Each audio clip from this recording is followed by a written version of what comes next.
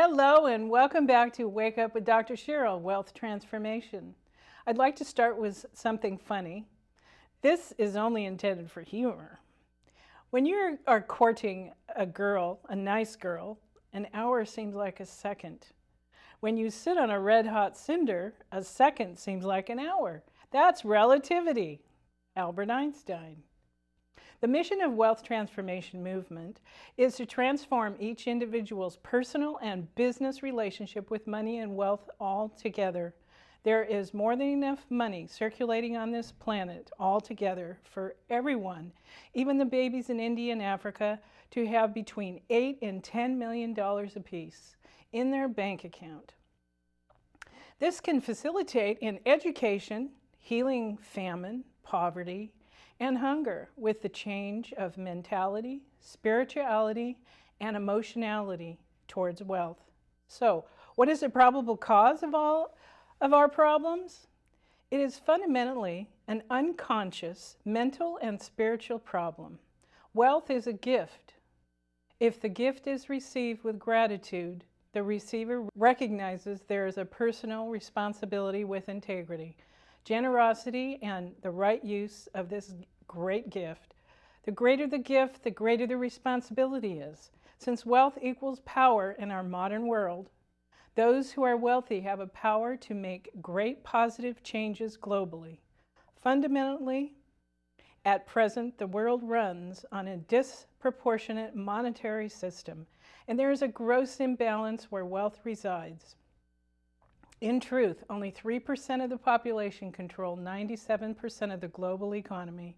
Some of the inequitable motives seem to be an endless, obsessive need for more and more and more money and power, with little concern for the welfare of the greater majority of beings, human and otherwise. But as a humankind, cooperatively, we are on the cusp of a great paradigm shift in consciousness. We are moving into a phase of community, cooperation, and compassion, and away from the old paradigm of individuality, competition, and selfishness. If we continue our old ways, which are myopic, self-centered, and destructive, and do not embrace this new paradigm, our survival as a species altogether is in doubt. Wake up to what is happening around the world today. So how can we bring about such change? We are the catalysts for unconscious and spiritual change. With the relationship of money and wealth on this program, we hope that you will hear this message and take steps towards your own healing with your relationship with yourself and others regarding money and wealth. This also encompasses unconditional love. I get asked frequently, what is unconditional love? Well, first of all, it is loving yourself with all of your imperfections, loving yourself in whole, loving your body just the way it is and just the way it is not, loving your family and friends with all of its imperfections, and maybe they are not imperfections because that's what makes you love them even more. Unconditional love is freedom to share your love with others from your heart, with loving words and affection, whether you think they deserve it or not. So you see, this all starts within yourself first, and how you love yourself unconditionally. Love without conditions. This doesn't mean without healthy boundaries. We as humans need healthy boundaries to maintain respect and honor. So please, write on your mirror or somewhere you can see it all the time, I love myself unconditionally, and leave it there for at least 28 days. This is your beginning. We have an inspiring guest this evening, Robert Hahn Bishop, PhD. This is the first segment of a two-part segment with Hahn. Robert Hahn Bishop is the director of the Institute for Advancement for Humanity and a producer-host of Transforming Reality, an internet talk show. The primary purposes of this institute and talk show are to support individuals and organizations working to raise human consciousness in critical areas of human endeavor through education, promotion, and the provision of human and financial resources, and to give birth and foster world-changing movements with present focus on wealth transformation movement and prisoners of peace movement. Han is also a transformational life coach, counselor, and healer, bringing a lifetime of experience and learning in service to all those who choose to work with him. With a PhD from Northwestern University specializing in environmental psychology, Han spent several decades in corporate and government leadership positions before pursuing his passion for awakening others to their higher and highest guidance. Han calls his work Awaken Guidance. It is a profound transformational process that utilizes ancient shamanic and modern therapeutic healing practices. Using the powerful techniques of awakened guidance, Han counsels, heals, and teaches clients of all ages, inspiring them to go beyond present limitations and to base their lives in contribution, well-being, and expression of their true purpose. Hello, Han, and thank you so much for being here. I've already done your introduction on your bio, and I'm just really grateful that you're here and thankful because you see what I'm doing, and I want everybody to see what you're doing. Okay, well, thank you. Thank you for having me. It's an honor to be here. Thank you. Yes. So please tell us about your institute, because this is very intriguing. Well, I consider this institute to be, I guess you could call it my legacy work. And you know how people ask you the question, what would you do if you won the lottery and got millions and millions of dollars? And I know some people say they'd get a Ferrari and a big house in Ross and all these kind of things. And I would certainly improve my lifestyle. But the thing that I always felt what I'd do with it is I would establish a foundation, an organization that could work to support people who are helping to raise human consciousness. Because my sense of the world today and how things are is it needs people need to see it from a different level. They need to raise their consciousness and expand their awareness of what causes the problems altogether and see it from a different level and bring into the part of it, the spiritual aspect of it all. So are you talking about the awareness level of the unconscious mind and the spirituality, or both? It's both. You know, I consider raising human consciousness, raising the level of the, you know, the unconscious, but also raising the level of the conscious mind. And how are we going to do that? Well, what I've done with this institute is when I gave voice to that, I kept doing it every time somebody asked that question at a party. So finally someone says, why don't you just do it?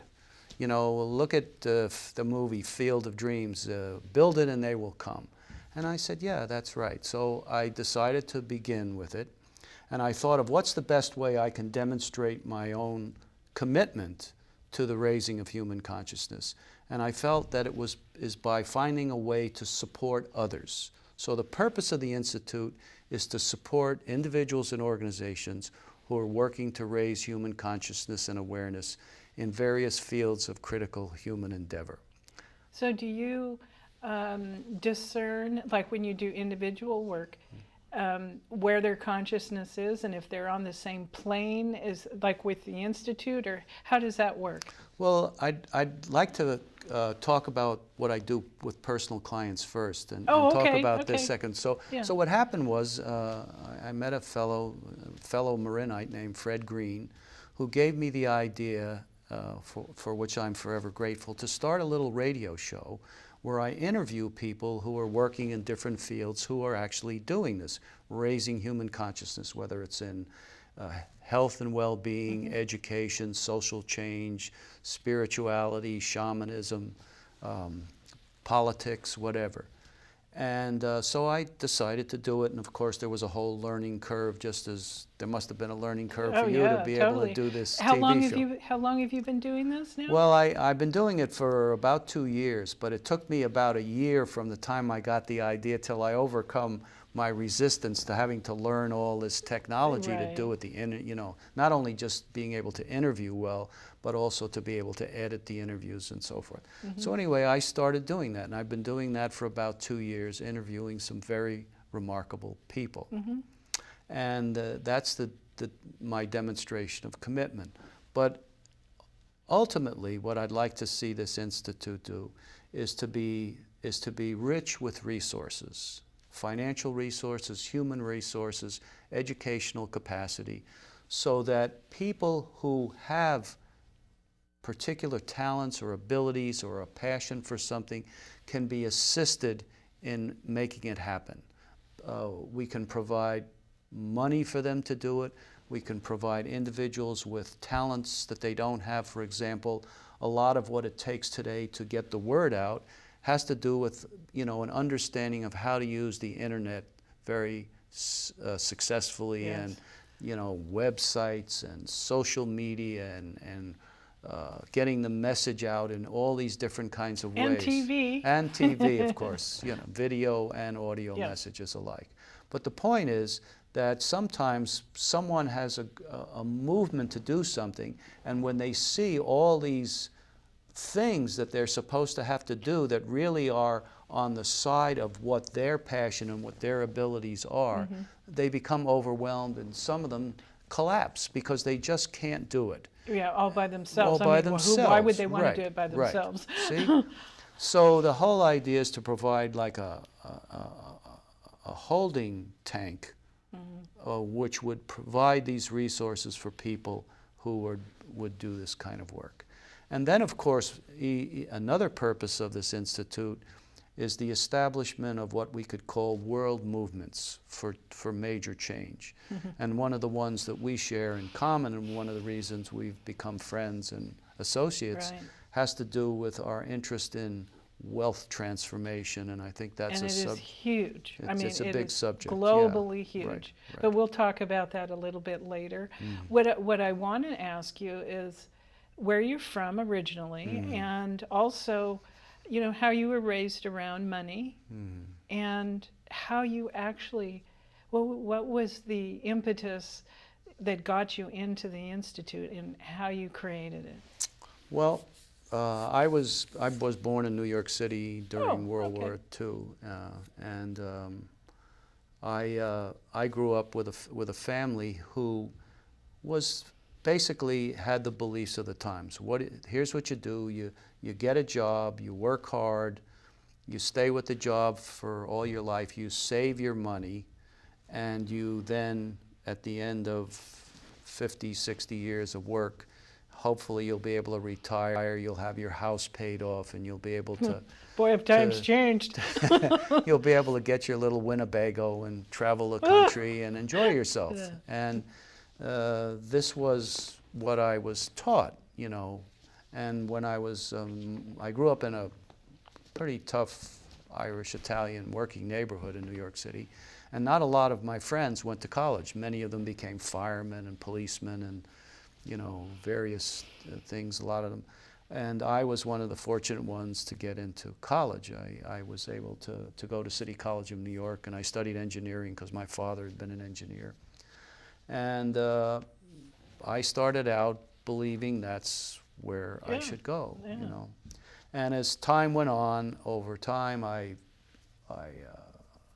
came out here initially from New York City to work for Lockheed Missiles and Space Company as an aerospace engineer. And I worked for several years, and I found that engineering really wasn't my thing, even though it was my father's and my grandfather's. Right. I never had any, today in schools, kids are counseled. They're given all sorts of assistance and guidance to help them choose things. Right. They're It wasn't pressured. really your true passion. It wasn't my true passion. It definitely was not my true passion. So I volunteered for the Peace Corps. And I went to wow. India, and I spent 2 years working in India in small industry development and science teaching, and had a wonderful time. And while I was over there, I started to begin to see things from a different perspective politically. And how was that? Well, I think I left pretty much of a very conservative politically, and very much believing that everything that America did was right. And when I went over there Yeah. and I started to see, you know, like Russia and the United States sort of doing what they were doing there, and it was hard to tell the difference between the two, which was a real shock to me to You perceive mean that. between Russia Yeah, and... between the two superpowers in a Oh, third world okay, country, you okay, know, the yeah. things they were doing and Yeah. how they played off, and how the people of the country that I lived in, which was India, viewed. So all of a sudden I was in a country and in a culture looking at the country that is my birthright and seeing it from a very Wow. different perspective. It shifted a lot of things for me. Did that make an impact on you for creating your institute? Not then. Oh, okay. Not then. Okay. Not then. Although Well, although I could see the tremendous disparities. I mean, we live here in the San Francisco Bay Area, and particularly Marin County, and we're blessed. We're absolutely blessed spoiled. here. I know, it's We're true. blessed. Yes, we are We blessed. have a life that most people can't even dream of here.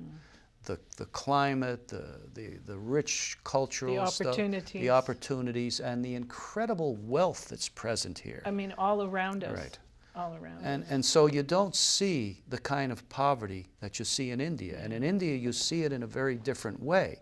You'll see incredibly wealthy people, you know.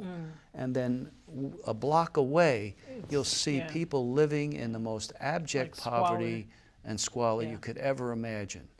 And to know at this point in time how imbalanced we are with the resources that we have at our disposal, and that, you know, a small minority of people hold immense wealth and immense power, and the greater majority of people are living on less, I think it's less than $1 a day. I mean, it's just an imbalance in what humanity should stand for altogether. Right.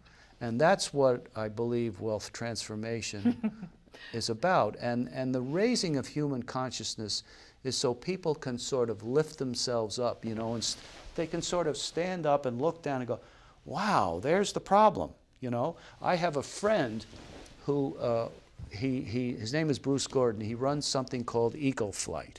And what he does is he takes environmental decision makers and politicians and people, he'll fly them over environmentally devastated areas. So you can drive along the area of a strip mine, you know, like a strip mine in Colorado, and you'll see part of it. But if you, all of a sudden, you raise yourself up, because in a sense, coming up in the plane raises the consciousness, and you look down on this and you go, my God, look at what's been done here. Yeah, and you know what you're saying right now, right. the only thing that I can even possibly relate to is after the Loma Prieta earthquake.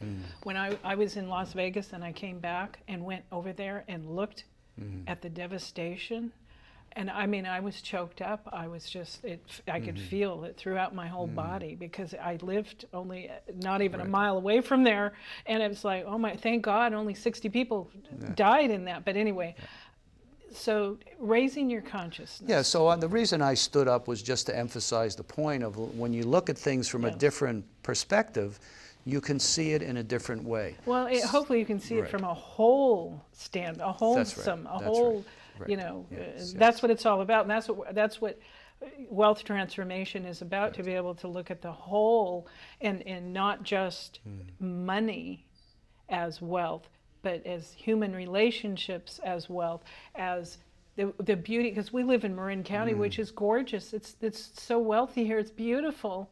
I mean, there's more to wealth than just money. Anyway. Well, I'd like to talk about, I really want to talk about this more and expand on what you're saying.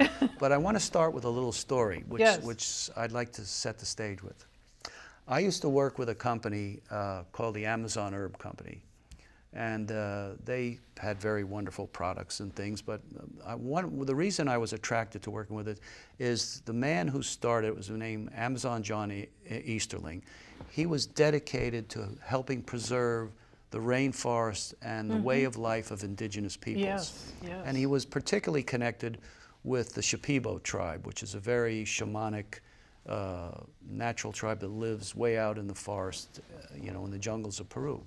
And he was down there one time, and you know, he speaks Spanish very well, and he was there, and even though the Shipibo have their own language, they also understand Spanish. So one time, one of the chiefs, there was a gathering of the village, and they started to ask him, they said, tell us about your tribe. They said, tell us about your tribe. Mm-hmm.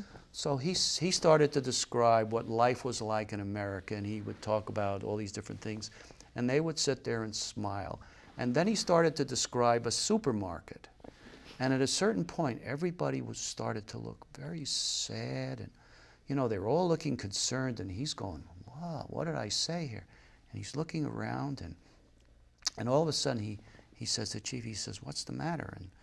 And the chief said, well, he said, they can't understand. You mean to say that if you don't have these little green pieces of paper, you can't get food? Yeah. Oh, that's terrible. And then there was a murmur, and then the chief says to him, they said, that's terrible. They want to know how we can help your tribe. I thought that was such a beautiful story, because there was a perspective, this, yes. And this. Because it's a natural thing to have sure, and food, and not organic food that is so wonderful down there. And to provide for everybody, yes. nobody. Yes.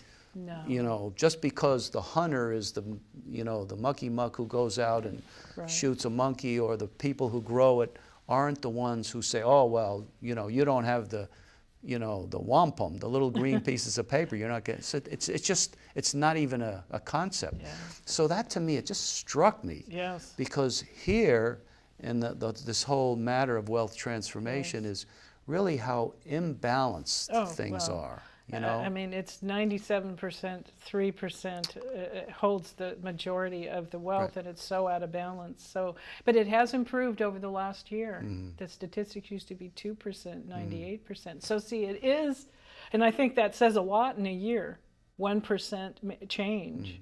So slowly but surely. Well, we are definitely in the midst of a paradigm shift, and where consciousness is raising up and things are becoming more possible. Yes. And I think people are leaning more away from this. We've created an ideal in this country, well, in the West. The ideal is the independence. The idea is the person who triumphs above odds, the person who gets it all together, succeeds, has all the goodies, and doesn't need anyone. And that's the key. American way, right, which right. is changing. It has to change. Right. Look, but it isn't only Americans. Yes, I know we are like one of the most powerful influences on this planet. It's happening all over the planet, especially in the bigger continents. Because they're having their issues. I mean, they're having economic issues, and their CEOs are being prosecuted too. It isn't just Americans, but I guess they're following the lead. And well, I believe that since we became one of the world leaders, the lifestyle that we have created, this sense of independence, fierce competitive. We're very competitive. And it's all about competition, and it leads to selfishness, because yes. it's all about trying to get it for yourself, because there's a sense there's not enough. And that's the mentality. That's the illusion. Yeah, that's the mentality right. that is deficient, that is wrong, that's been programmed wrong. Right. Because there's always more than enough. So you're right. And so what's happened is, because we've become so powerful, our lifestyle has become emulated. Yes. Kids all over the world wear the same kind of clothes that our high school kids. Yes. I mean, blue jeans, which is an American thing, are worn everywhere, T-shirts. All of these baseball hats, all of these kinds of things are emulated in cultures right. all over the world. Right. And even so-called third world countries, as soon as they start getting some affluence, they move to imitate the lifestyle of Americans. In other words, it seems to be the ideal, when the fact is that movement is destructive. And it's gone way too far. It's way right. out of balance. And the competition should remain in the sports arena, no matter what sports it is. That's where the competition should be, because that's a natural force for doing athletic type things. That's okay there, as long as you're not hurting anybody. But it's changing. It is changing, and that's why. I mean, I was in the corporate world for years, and when I've gone through and been in situations where it was unethical, etc., I thought, no, this has to change. The mentality has to change, and that's why I wrote my first book, Wealth Transformation, is because we need to look beyond ourselves. We need to look beyond the selfishness and the competition and expand ourselves, because there's so much more. We're only here for such a short time. Life is so short that we need to collaboration, cooperation, and work together. I mean, that's we instead of I. And so that's the paradigm shift. Yeah, that's where it's going. It seems to be that people are returning to feeling that lack of community and support with social capital. Yes. Rather than financial capital, where if you have financial capital, you can buy everything you need. You need somebody to clean your house, wash your clothes, cook your meals, whatever. You hire people, and everything is so monetized that it takes away from the social capital where you have capital by what you do in terms of serving and cooperating with others, so that they're willing to turn around and support you. So we have community, we have collaboration and cooperation, and I believe that begins to develop a sense of compassion, not only for each other, but also for all mankind. Because it's not okay that little kids in Africa don't have enough water to drink. It's not okay that little kids are subject to brutality and the violence and the craziness that goes on. And it's not okay that they don't have enough food. And they don't have enough food. I mean, I don't remember exactly the statistics, but even in our country, it's like 1 in 13 or 1 in 10, I think, are nutritionally deprived. That to me is pathetic. Yeah. That shouldn't be that way. No, it should be. So wake up, wake up, wake up. Yeah, and so little green pieces of paper shouldn't be something that stands in the way of people getting the least the fundamental needs of life met. I'll leave you with this. Never give up on your pursuit of your purpose and passion, and even if you don't know what that is, work with integrity and have a positive attitude wherever you work, and especially with your family and friends. Be grateful for what you have, who you are. Be grateful for your freedom, and eat healthy. Good nutrition feeds the mind and your body temple. Don't forget to exercise, move your body, feed your spirituality with meditation and prayer.